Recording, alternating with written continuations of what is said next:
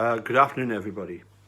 If a confession can be deemed the gold standard of evidence, then I would suggest that the holy grail of wrongful confessions, false confessions, would be a case identical to Brendan, where without even the need of any evidence, DNA, etc., to clear them, that they were exonerated based purely on the fact that people eventually wised up and realised this confession is false.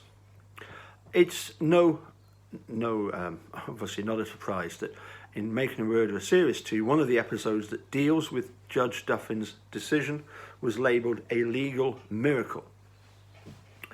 But it does show that judges are beginning to realise that false confessions are, not just a problem, but a serious problem, especially when you consider the amount of compensation that is often required. You know, you've wasted all this money to prosecute the wrong person, and then it's exasperated by the fact you've then got to compensate that person. And, you know, forget the money, you know, just the damage that they've done to the people in the first place is pretty appalling. Yes, mistakes can happen, but as we've seen in Brendan's case, that was not a mistake, clearly. Anyway, as I say, I've been looking for a long time now, asking many people, can you come up with an example, any example identical to Brendan's, where purely the false confession was thrown out and realised to be what it was, not worth the piece of paper that it was written on, because it was clearly, false and coerced, in the case of Brendan's. And I've been struggling. People have told me, yes, they exist. I haven't yet seen one until I came across this. And this was as a result of looking up the name of Saul Kassin. So this is quite a lengthy article. I will break it down into at least two videos. It's quite a lengthy article. It's headlined, "This Psychologist Explains Why People Confess to Crimes They Didn't Commit."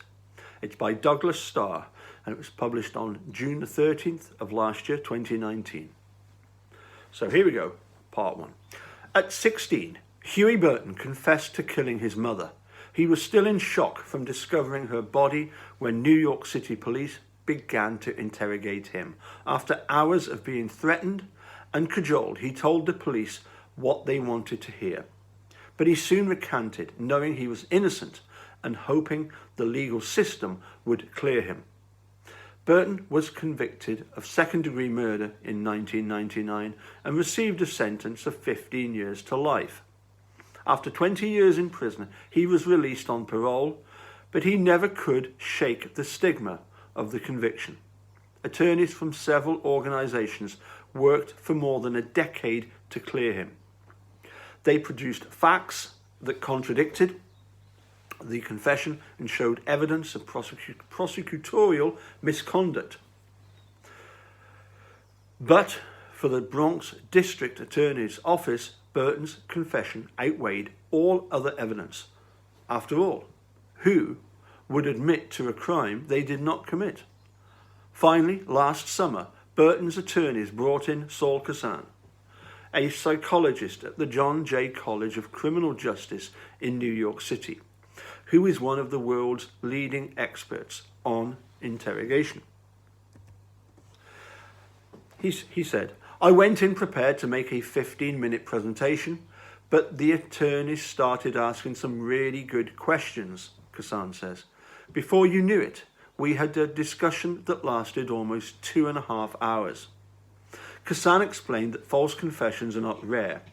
More than a quarter of the 365 people exonerated in recent decades by the non-profit Innocence Project had confessed to their alleged crime.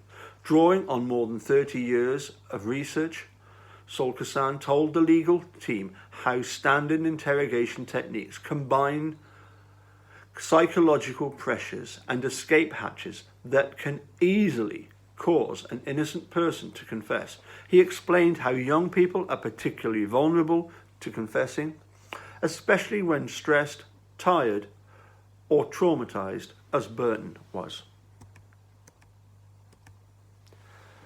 Kassin's presentation helped open the prosecutor's eyes to the emerging science of interrogation and false confession. 6 months later, on 24th of January, Judge Stephen Barrett of the Bronx Supreme Court vacated Burton's 3-decade-old conviction, citing such work as the basis of his decision. Having Dr. Kassin come in and give a masterclass on the science of false confession was a turning point, says Steve Drizin, co-director of the Center on Wrongful Convictions at Northwestern University in Chicago, Illinois, who led the team that pursued Burton's exoneration. Although scores of people have been cleared of false confessions since DNA evidence entered US courtrooms, the Burton case was the first time someone had been exonerated on the basis of scientific analysis of interrogation. As such, it marks the coming of age of research that is profoundly affecting the legal system. Confessions are being questioned as never before, not just by defence lawyers, but by lawmakers and some police departments, which are re-examining their approach to interrogation. Kassin is part of a group of scientists who have flipped conventional wisdom about confessions and about the perception of truth. His cleverly designed experiments have probed the psychology that leads to false confessions. In more recent work, he has shown how a confession, true or not, can exert a powerful pull on witnesses and even forensic examiners, shaping the entire trial. Saul Kassin is one of the godfathers of the Innocence Project, says Rebecca Brown, policy director of the Innocence Project in New York City. Steve Drizin has his own metaphor. He says, if there was a Mount Rushmore to the study of false confessions, Dr. Kassin's face would be on it. Confessions have always been the gold standard indicator of guilt, even though some proved spectacularly misleading. For example, a man who had admitted to murder in 1819 narrowly escaped hanging when his supposed victim was found living in New Jersey.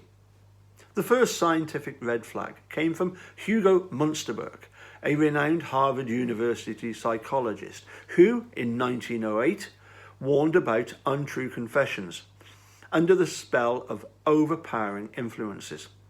But it took several shocking false confession cases in the late 1980s and the introduction of DNA evidence to the justice system for the extent of wrongful convictions to emerge, and with it how often false confessions played a role. Saul Kassin was not surprised, having spent years studying police interrogation techniques in person. He projects a kind of affable intensity, with glowing, piercing brown eyes and a conversational style that lends urgency to even a casual chat.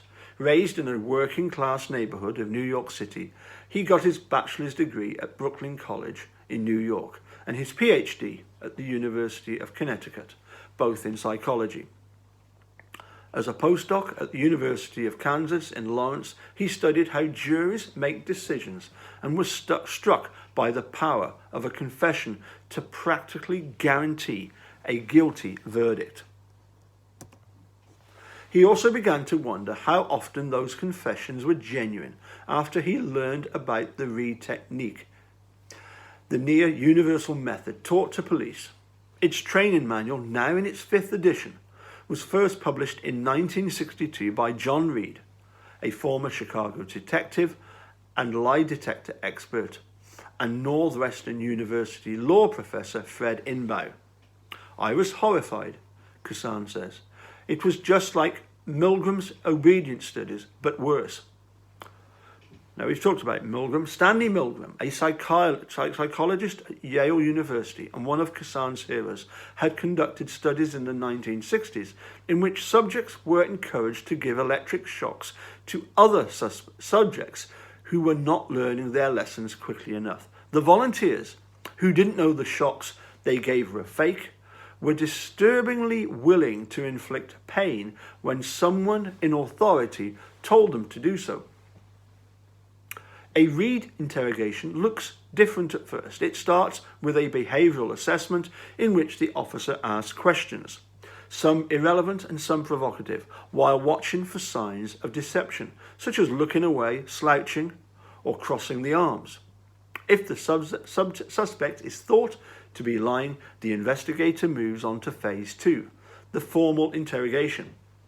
Now they ramp up the questioning, repeatedly accusing the suspect, insisting on hearing details and ignoring all denials. Meanwhile, the investigator offers sympathy and understanding, minimizing the moral but not legal dimension of the crime and easing the path to confession. For example, this never would have happened if she hadn't dressed so provocatively. Or I suppose you could add, you wouldn't be here if your uncle wasn't Stephen Avery. That phase, with an authority figure applying psychological pressure, reminded Kassin of Milgram's infamous experiments. But whereas Milgram got someone to harm another person, the Reid technique gets people to harm themselves by admitting guilt. Kassin suspected that the pressure might sometimes lead to false confessions.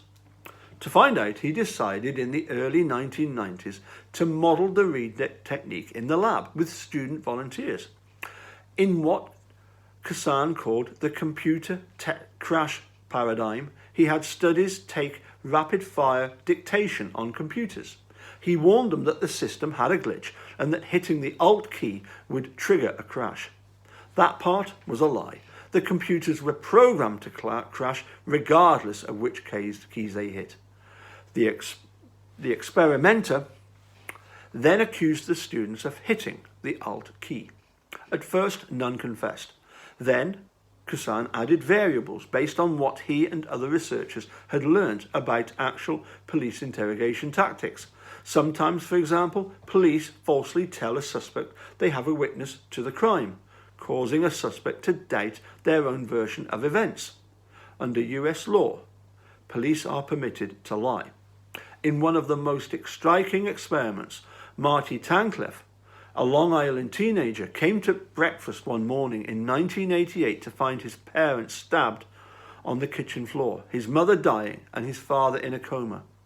Detectives thought Tancliffe was not sufficiently grief-stricken, so he became their prime suspect.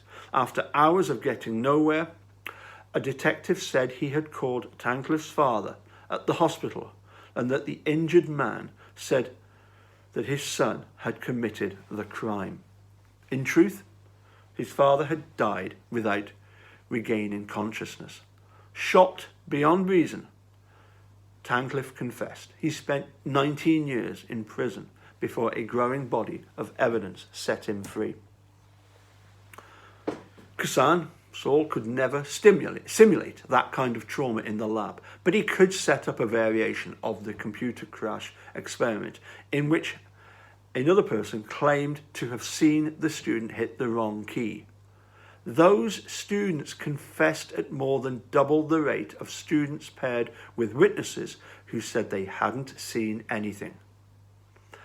Under some circumstances, nearly every student facing a false witness confessed.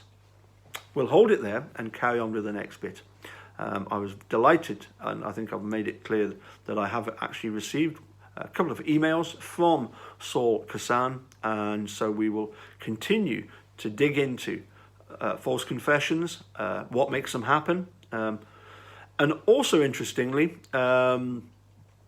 we've had a bit of a lively discussion last night, some of us in group chat, about what practical methods could you have to prevent false confessions.